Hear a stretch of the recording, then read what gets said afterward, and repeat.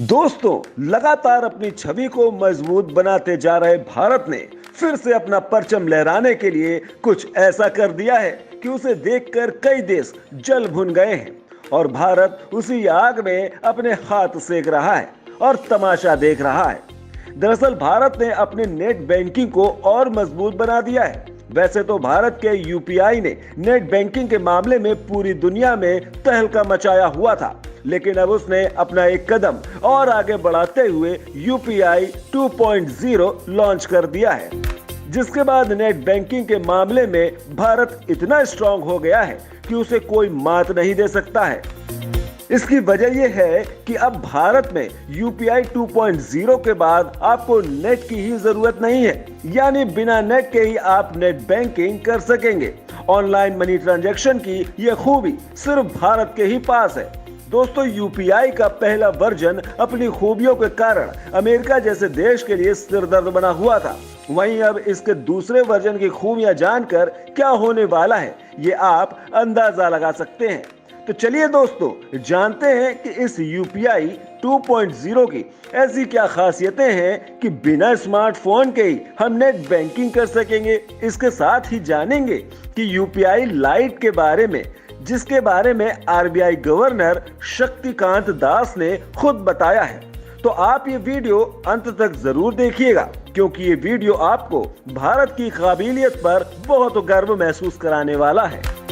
दोस्तों, भारत की मोदी सरकार लगातार कैशलेस लेन देन को बढ़ावा देने के लिए कदम उठाती रही है।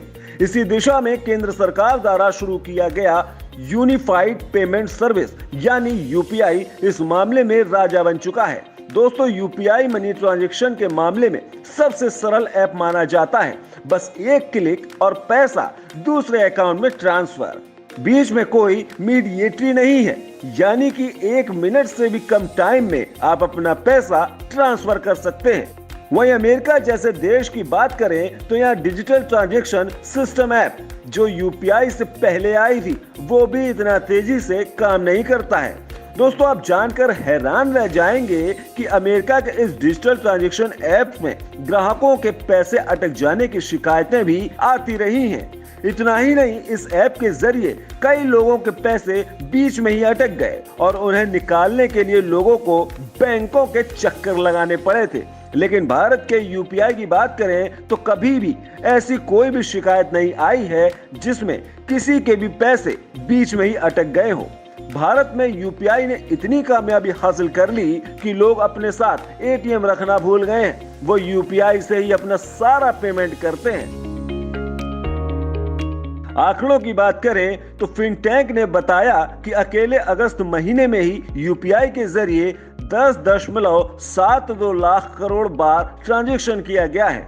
वहीं डेबिट कार्ड से 7.3 लाख करोड़ बार और क्रेडिट कार्ड से 9.7 लाख करोड़ बार ट्रांजैक्शन किए गए हैं। इससे ही साबित हो जाता है कि डिजिटल मनी ट्रांसफर में यूपीआई किंग बन गया है।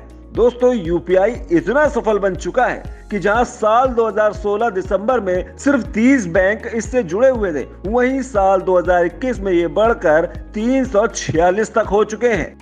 भारत जैसे विकासशील देश में डिजिटल ट्रांजैक्शन का इतना तेजी से बढ़ना काफी अच्छे संकेत देता है, क्योंकि एक वक्त था जब भारतीयों को ऑनलाइन शॉपिंग पर भी विश्वास नहीं था। यहाँ अमेज़न जैसी कंपनी को भारत में पैर जमाने के लिए कैश ऑन डिलीवरी का ऑप्शन देना पड़ा था, लेकिन आज का वक्त है कि उनका पूरी बैंक अकाउंट ही ऑनलाइन हो चुकी है और वो अपने सारे पेमेंट ऑनलाइन करते हैं। इसकी सबसे बड़ी वजह ये रही कि यूपीआई काफी भरोसेमंद और सुरक्षित है।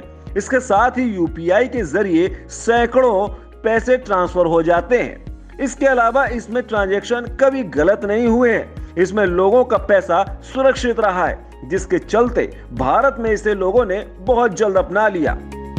आज हर छोटी से छोटी चीज खरीदने के लिए लोग यूपीआई के जरिए पेमेंट करते हैं। आज आपको चाय की दुकान से लेकर बड़े बड़े शोरूम में यूपीआई का यूज लेते हुए लोग दिखाई दे जाएंगे। पहले लोगों को मार्केट में जाने के लिए बहुत सारा कैश लेकर जाना पड़ता था। फटे नोटों को लेकर भी काफी परेशानी होती थी और जो सबसे बड़ी दिक्कत थी वो थी नकली नोटों की। लेकिन यूपीआई के बाद इन सभी परेशानियों से छुटकारा मिल चुका है। इसके अलावा कैश निकालने के लिए एटीएम जाना और पैसे जमा कराने के लिए बैंकों के चक्कर लगाना भी खत्म हो गया है। दोस्तों, यूपीआई की सफलता का सबसे बड़ा कारण ये है कि ये पैसा बैंक से बैंक ट्रांसफर होता है। इसके बीच में कोई कंपनी नहीं होती है। इसके साथ ही यूपीआई के जरिए किया गया ट्रांजैक्शन में कोई चार्ज नहीं लगता है। ये बिल्कुल फ्री है। आप कभी भी अपना पैसा ट्रांसफर कर सकते हैं। दोस्तों, अगर हम एटीएम में पैसा निकालने जाते हैं तो हमें चार्ज देना पड़ता है, लेकिन यूपीआई ने इससे छुटकारा दिला दिया है। वहीं अमेरिका में तो ऑनलाइन ट्रांजैक्शन में भी पैसा काटते हैं, लेकिन भारत के यूपीआई में ऐसा नहीं है। बस आपको नेट की जरूरत पड़ती है और आप अपना पैसा ट्रांसफर कर सकते हैं। लेकिन दोस्तों, अब आपको इस नेट की भी जरूरत नहीं है। बिना नेट के ही आप नेट बैंकिंग कर सकेंगे। यूपीआई के नए वर्जन यानी 2.0 को यूपीआई लाइट नाम दिया गया है। ये एक तरह से वॉलेट की तरह काम करेगा। जैसा आप अपने पर्स में पैसा रखते हैं, ठीक उसी तरह यूपीआई लाइट में आप 2000 तक डिपॉजिट रख सकते हैं और 200 रुपए तक पेमेंट कर सकते हैं, जिसमें हम छोटे छोटे ट्रांजैक्शन बिना किसी इंटरनेट कनेक्शन के कर सकते हैं। इतना ही नहीं, जिन लोगों के पास स्मार्टफोन नहीं है वह भी यूपीआई का ट्रांजैक्शन कर पाएंगे। इसमें आपको यूपीआई के नंबर पर कॉल करना होगा और अपनी डिटेल बताने के बाद आपका ट्रांजैक्शन यूपीआई द्वारा किया जाएगा। मुंबई में हुए ग्लोबल फिनटेक फेस्ट में आरबीआई गवर्नर ने बताया कि अब यूपीआई के अंदर हम क्रेडिट कार्ड को भी अटैच कर पाएंगे। पहले हम सिर्फ यूपीआई को डेबिट कार्ड और बैंक से कनेक्ट कर पाते थे, लेकिन अब हम यूपीआई को क्रेडिट कार्ड से भी जोड़ पाएंगे। यूपीआई 2.0 से आप चालू खाता और बचत खाते के साथ ही अपने ओवरड्राफ्ट अकाउंट को भी लिंक कर सकते हैं। एनपीसीआई के मुताबिक इसके जरिए ग्राहक त्वरित प्रभाव से लेन देन कर सकेंगे और उन्हें ओवरड्राफ्ट अकाउंट की सभी सुविधाएं इसमें मिलेंगी। यूपीआई 2.0 आपको ये भी सुविधा देगा कि आप भविष्य में किए जाने वाले किसी लेन देन के लिए इसे निर्देशित कर सकते हैं या निर्देश दे सकते हैं। इसका मतलब है कि आप ऐप को प्री ऑथराइज कर सकते हैं। एक तय तारीख पर पैसे किसी संबंधित व्यक्ति को ट्रांसफर हो जाएंगे। एनपीसीआई ने कहा है कि ये वन टाइम मैंडेट ग्राहकों के साथ ही कारोबारियों के लिए भी काफी मुफीद है। एनपीसीआई के मुताबिक अब मर्चेंट आपको इनबॉक्स में ही इनवॉइस भेज सकेंगे। इससे पहले आप इनवॉइस देख सकेंगे और उसके बाद भुगतान करेंगे। इससे ग्राहकों को किसी भी तरह की धोखाधड़ी से बचने में मदद मिलेगी। ग्राहकों के हित के लिए इसमें एक और सुविधा जोड़ी गई है। इसके जरिए मर्चेंट की सत्यता भी परखी जा सकेगी। इसके लिए आप जैसे ही मर्चेंट के क्यूआर कोड को स्कैन करेंगे, वैसे ही ये बता देगा कि संबंधित कारोबारी वेरीफाइड यूपीआई मर्चेंट है या नहीं। दोस्तों, बीते 6 साल में वैल्यू के हिसाब से रिटेल डिजिटल पेमेंट में यूपीआई की हिस्सेदारी 2 गुनी से ज्यादा हो गई है। यूपीआई ने भारत को उस मुकाम पर ला दिया है जहां चीन, अमेरिकी और साउथ कोरिया भी पीछे रह गए हैं। यूपीआई की सक्सेस को देखते हुए दूसरे देश भी इसे अपना रहे हैं। यही नहीं, गूगल ने खुद अमेरिका के फेडरल रिजर्व को ये सुझाव दिया है कि उसे भी भारत की तरह रियल टाइम पेमेंट सिस्टम बनाना चाहिए। दुनिया के बहुत से देशों में ये नोटिस किया गया है कि यूपीआई से ट्रांजैक्शन बहुत ही आसान है, जो दूसरे ऐप में मौजूद नहीं है।